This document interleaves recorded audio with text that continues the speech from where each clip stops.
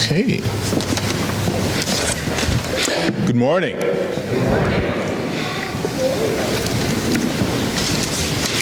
Fine Naomi. Fine Naomi. A voice came to Anansi like an answer to his troubled sleep, a question that was on his mind. How can we end all this strife? Anansi was a rather famous spider from Africa. And Anansi heard this answer, fine Anami. Anami was the great sky god. And Anansi had heard that Naomi resided on a cloud that would pass by the highest mountain in the land. And so he set out on his journey over hill, over dale, and climbed the mountain to its snow-capped top and waited. And sure enough, his patience was rewarded as a cloud came by. And he hopped on, and there he was amazed. He was in the presence of Naomi, who was either the most beautiful man or the most handsome woman he had ever seen.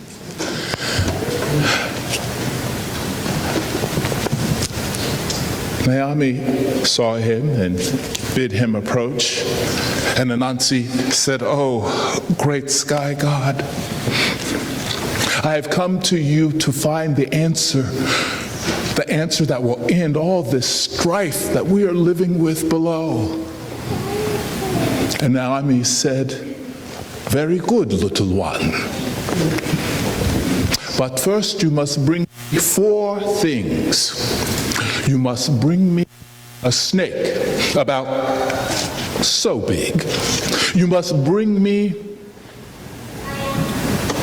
a swarm of bees, and a leopard, and a creature so small no one can see it. Be gone." Anansi jumped off, scurried back, and was just worried sick. A snake, a swarm of bees, a leopard, and something. How is that even possible? So he went to the most wise person he knew, his grandmother. And while she was sitting there, weaving like all grandmother spiders do, he told her of his journey. And she said, "Well, don't get upset. What's the first thing you need to get?" And he said, "A snake as long as," and she said, "That's easy. First, find a length of vine." And Anansi said, "Ha, say no more. I know exactly what to do." So Anansi went out, found a length of vine, waited by a road that he knew was frequented by serpents, laid it out, and waited. And there, sure enough, soon enough, a serpent came slithering by. Said, "Mr. Snake, we've been having an argument. My friends say that you are longer than this length of vine. I say you're not. Would you mind lying down next to it so we can see who was right and who was wrong?" And the snake said, "Certainly." And the snake laid alongside of it, and quick as a flash, Anansi used his web and bound the snake to the vine. Well, the snake said, "Release me, release me." And Anansi told him of his quest, that he had seen Naomi and that he had been charged to bring back a snake. And the snake's the great god Naomi. He said, "Yes, you've seen him, her? Yes. Release me and I will go with you." So the snake joins Anansi on his quest. But Anansi, still in need of wisdom, goes back to his web, his hub, and this time encounters his wife. Women in this community are the soul of wisdom. And he asks his wife, I have to get a swarm of bees. You know how ornery bees are. How is that possible? She says, that's easy.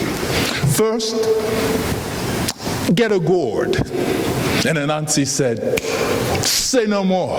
I know exactly what to do. So Anansi got a gourd, actually 2, and with the help of the snake, filled up one gourd with water. And the snake went above a tree and poured water onto a hive of bees, and the bees came buzzing out, angry and afraid. Oh my God, water, we're drowning. And Anansi was down below with a gourd and said, here, you'll be safe in here, fly in here. And the bees flew into the gourd and he stopped it up.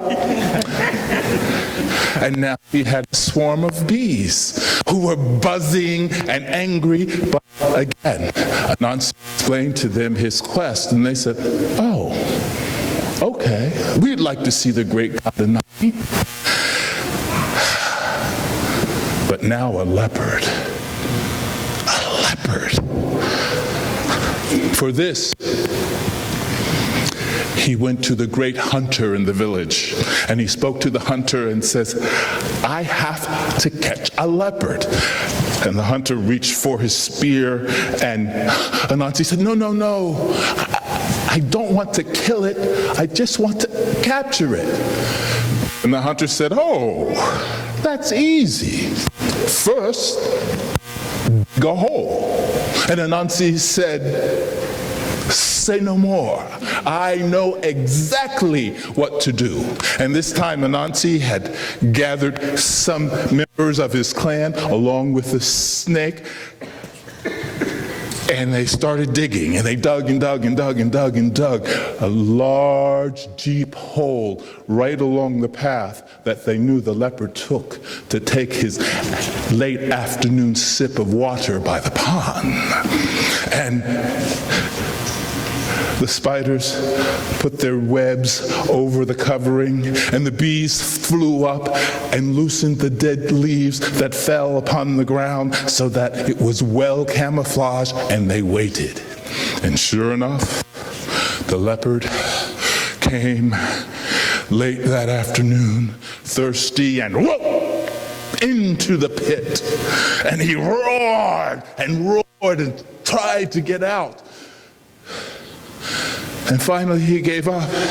And Anansi went to the edge and said, Mr. Leopard, we'll let you out if you promise to eat us or otherwise harm us. We're on our way to see Naomi. He explained the quest. And the leopard promised that if they could get him out, he would go with them.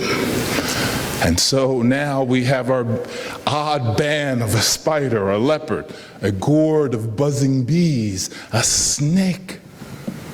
But finally, that last bit troubled him. He went home again to think. The others waited down below. His daughter came up and asked, Dad, why are you so sad? And he explained to her, I have to find a way to capture something that's so small no one can see it. And she said, oh, Daddy, that's easy. First, make a doll. And Anansi said, say no more. I know exactly what to do. And Anansi fashioned a doll, and in the doll, he put a bowl. The bees contributed their honey, sweet, delectable, sticky honey. And he laid it out in a meadow, and he waited. And sure enough, after a while, although they couldn't see it, they heard a little voice saying, hello, how are you? may I have some of your honey? And he had arranged for the vine to push the doll's head down and up and say yes. And the voice said, thank you. Then the next thing they knew, there's this voice saying, I'm stuck, please let me go, please let me go. And the doll's head went. So finally, all banded together, the leopard, the snake, the gourd of buzzing bees hung around the leopard's neck, Anansi, and the doll sitting on top like a jockey with voice complaining all the way. And they went up to the snow-capped mountain and waited before Naomi. And Naomi saw them and let out a big laugh and said, ha ha ha, well done, little one. I will answer your question. And the question was, what can we do to end all this strife? And the answer was simple: love. And Naomi told him the secret of all nature. He said,